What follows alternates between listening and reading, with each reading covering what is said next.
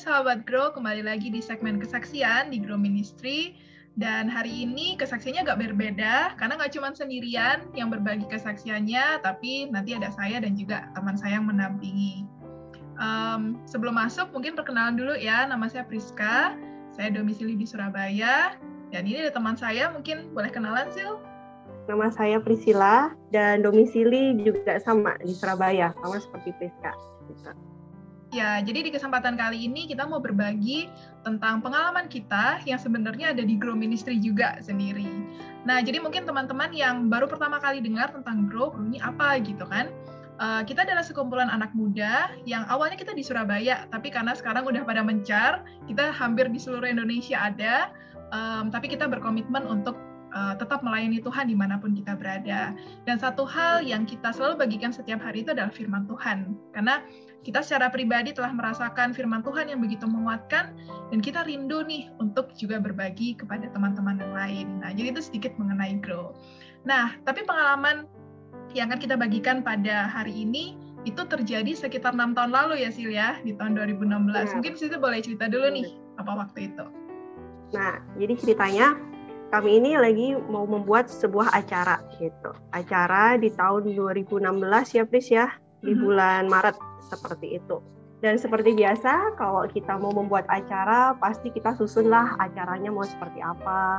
Lalu kita ada yang namanya budgeting gitu, menghitung butuh apa saja dan kira-kira berapa sih dana yang kita butuhkan untuk acara ini.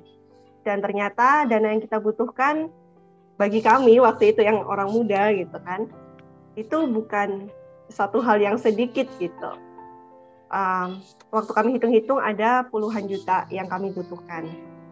Ya benar sih, waktu itu kita sebenarnya cukup nekat ya, karena panitianya, semua sih panitia itu benar-benar anak muda, walaupun kita ada pembimbing, orang tua dan juga pendeta, tapi waktu itu semua panitianya itu orang muda, dan sebagian itu masih sekolah, kemudian sebagian itu baru lulus dan masih mencari kerja, dan sebagian yang bekerja itu pun masih baru beberapa tahun lah, 1-2 tahun gitu, tabungannya juga belum banyak gitu. Jadi apalagi untuk apalagi untuk mengadakan acara retreat dan pelatihan anak muda yang 4 hari gitu ya. Jadi memang cukup dananya cukup dibutuhkan cukup besar. Tapi kita udah komitmen nih, kita mau bekerja untuk Tuhan, kita mau melayani Tuhan, dan kita mau berbagi untuk sesama. Jadi ya oke lah, kita maju dengan acara retreat ini gitu. Nah, terus kemudian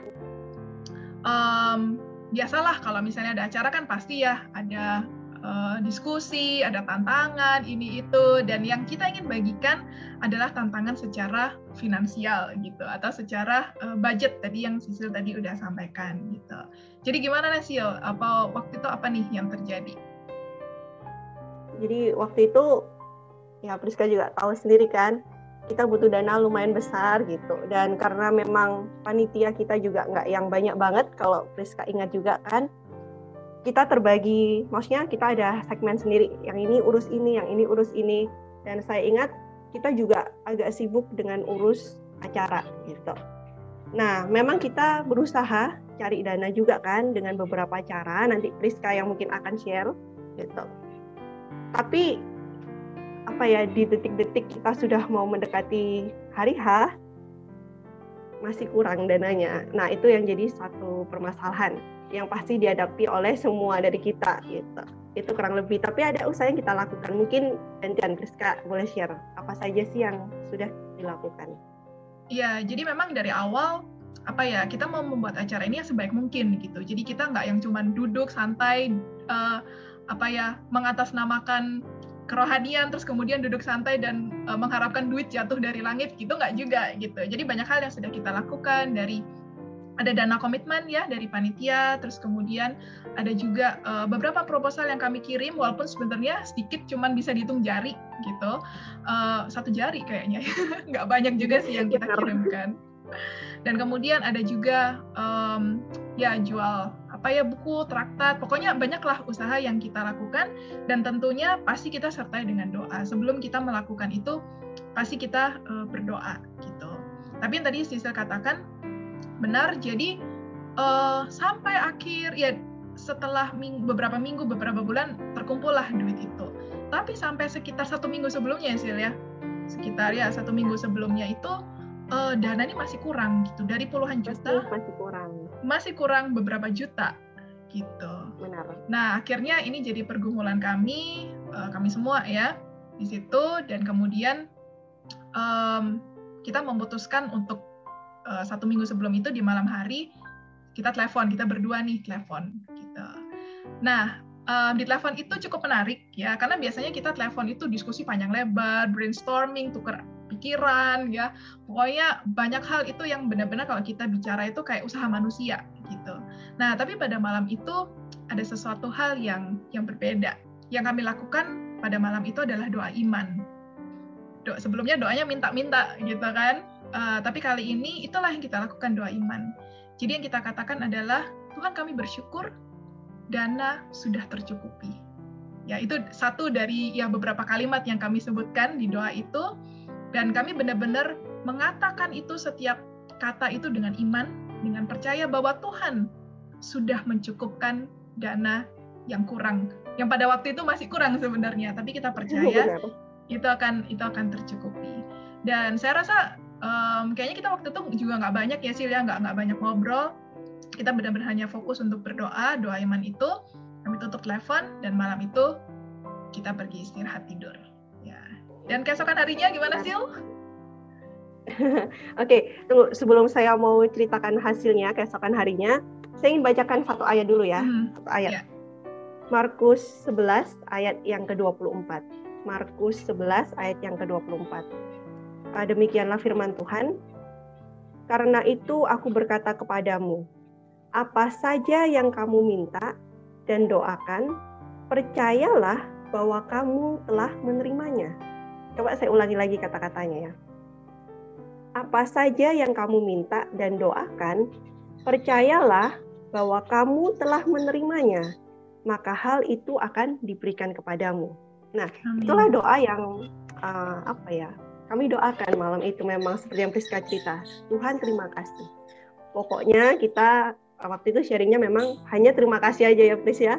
Tidak ada kata lain yang istilahnya Tuhan kami minta ini dong gitu. Enggak, tapi Tuhan terima kasih karena dana sudah tercukupi. Seperti itu. Ya itulah doa iman, dan hasilnya memang luar biasa. Pagi harinya kami dapat telepon. Gitu. Priska juga dapat telepon, saya dapat telepon, benar ya Pris ya. Dan saat itu cukup kaget juga sih dengan dengan telepon yang tiba-tiba didapat pagi harinya nih, kayak benar-benar ya ampun Tuhan, luar biasa banget. Yang luar biasanya adalah dua orang ini menutupi semua kekurangan dana kita gitu. Jadi dalam waktu cuma tidak sampai 24 jam atau nggak sampai 12 jam kali ya Pris ya. Nggak sampai ya, kita malam banget ya waktu itu agak teleponnya. Jadi luar biasa, itulah Tuhan bekerja. Nah, kalau dari Priska gimana tuh perasaannya pada waktu tahu ini gitu kan, kesaksian yang ini gitu kan, wah dananya udah tercukupi di pagi harinya, pas malam banget kita doa. Iya benar banget. Jadi mungkin buat aku pribadi ini adalah doa iman yang pertama kali yang tapi benar-benar untuk pribadi gitu. Mungkin yang dulu-dulunya pernah tapi lebih ke orang lain gitu. Tapi ini benar-benar untuk ke pribadi. Jadi kalau ditanya gimana, benar speechless sih. Speechless yang nggak bisa ngomong apa-apa, kayak wow Tuhan gitu beneran gitu, karena nominal yang kita butuhkan dan yang ditutup itu benar-benar pas gitu. Jadi ya itulah doa iman ya, kita benar-benar percaya, kita katakan malam sebelumnya, Tuhan terima kasih dananya tercukupi gitu, dan benar-benar keesokan harinya itu tercukupi. Kalau dari aku mungkin itu aja sih, speechless, dan mungkin ini ya jadi merasa lebih dekat gitu sama Tuhan, jadi merasa bahwa Tuhan itu lebih nyata gitu. Tuhan itu merasakan kehadiran Tuhan itu lebih dekat dan lebih nyata sih dalam kehidupan pribadi. Kalau Sisil gimana nih? Saya hampir sama, speechless gitu kan, karena walaupun kita berdoa dengan iman gitu kan, saya tuh selalu ingat iman sebesar biji sesawi bisa pindahin gunung gitu kan. Tapi waktu itu saya juga yakin bahwa iman saya aja mungkin nggak sebesar biji sesawi gitu. Kayak tidak sebesar itu yang saya maksudnya benar-benar Tuhan terima kasih dana tertutupi gitu. Tidak akan pernah menyangka iman yang sangat-sangat kecil banget gitu. Bagi saya itu mungkin yang kayak kecil sekali. Itu Tuhan masih tetap lihat kayak gitu. Jadi benar-benar speechless dan kayak Tuhan itu baik banget di dalam kehidupan saya kayak gitu kan. Di dalam kehidupan kita Tuhan itu baik banget. Jadi memang kita harus tetap percaya pada Tuhan, mengandalkan Tuhan di dalam setiap aspek kehidupan kita gitu. Yes, amin. Dan mungkin satu poin lagi juga yang saya pelajari dan kita juga semua pelajari adalah kalau dilihat memang nominalnya sebenarnya nggak gitu besar ya, maksudnya untuk misalnya dibandingkan dengan ministry yang lebih besar gitu ya, beberapa juta gitu. Tapi kenapa sih kok Tuhan itu sampai tunggu beberapa hari sebelumnya gitu loh? Kenapa nggak dari awal aja udah cuma dana segitu dibandingkan yang puluhan juta itu nggak begitu besar gitu. Tapi kami yakin dan percaya bahwa Tuhan mengizinkan hal itu terjadi. Tuhan mengizinkan untuk kita menunggu ya sampai akhir kayaknya tuh udah jalan buntu, supaya apa? Supaya kita punya pengalaman doa iman ini, ya kan Cil? Misalnya Tuhan ini udah tutupin nih semua di depan, sudah cukupkan semua di depan, kita nggak akan punya pengalaman doa iman di malam hari itu, dan kita mungkin nggak bisa sharing juga kesaksian itu hari ini. Iya benar sih, benar banget. Kita nggak akan bisa share kayak gitu kan, nggak benar-benar bisa merasakan gitu. Iya, dan kita mungkin imannya akan segitu-gitu aja, kita nggak akan pernah naik level tuh imannya gitu. Soalnya semua yang mau naik level, mau naik kelas kan harus lewatin ujian gitu. Jadi mungkin pada saat itu 6 tahun lalu itulah ujian yang Tuhan berikan kepada kita. Dan mungkin ya teman-teman semua yang mendengarkan, dan sebenarnya kita juga pribadi pasti kita punya pengalaman, tantangan ya kan di dalam setiap kehidupan kita, tantangan iman, tantangan pendidikan, pekerjaan, apalagi di masa pandemi seperti ini. Tapi yakinlah dan percayalah, kalau Tuhan mengizinkan kita untuk sampai berada di jalan buntu, itu sebenarnya satu privilege ya, satu hal yang sangat luar biasa.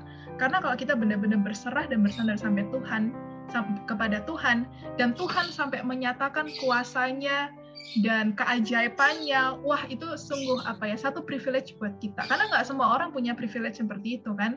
Tapi kalau kita benar-benar bergantung dan berserah sama Tuhan, izinkanlah Tuhan untuk menyatakan kuasanya. Izinkan Tuhan untuk menyatakan siapa dirinya itu kepada masing-masing kita, walaupun itu melalui ujian-ujian hidup yang kita alami. Jadi luar biasa sih sampai sekarang kalau ingat-ingat itu ya, wah Tuhan itu sungguh baiklah, sangat-sangat baik. Benar banget. Jadi waktu ingat itu memang kayak amazed banget, kayak wah luar biasa. Oleh karena itu, kenapa salah satu yang kami ingin berikan kesaksian kepada teman-teman sahabat-sahabat yang ada di sini, ya ini salah satunya yang kami rasakan berdua ya waktu itu memang luar biasa sekali Tuhan di dalam kehidupan kita gitu, seperti itu. Oke, jadi kali ini saya ingin memberikan satu ayat terakhir nih, yaitu di dalam Mazmur 34 ayat yang ke-9 untuk EB ya, kalau kita baca Alkitab bahasa Indonesianya kita, yaitu kecaplah dan lihatlah betapa baiknya Tuhan.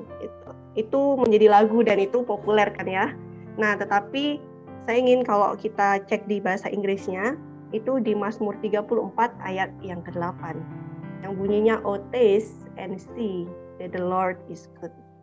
Artinya kita harus taste, kayak ada makanan kita harus cicipi sendiri, harus rasakan sendiri.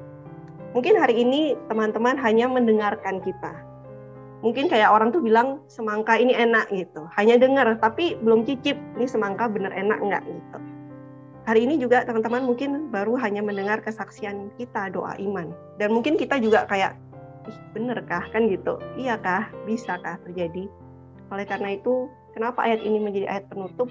Mari kita sama-sama taste, mari kita sama-sama rasakan sendiri, cicipi sendiri kebaikan Tuhan di dalam kehidupan kita melalui doa iman, pengalaman bersama dengan Tuhan melalui doa iman. Mungkin itu sebagai penutup dari saya.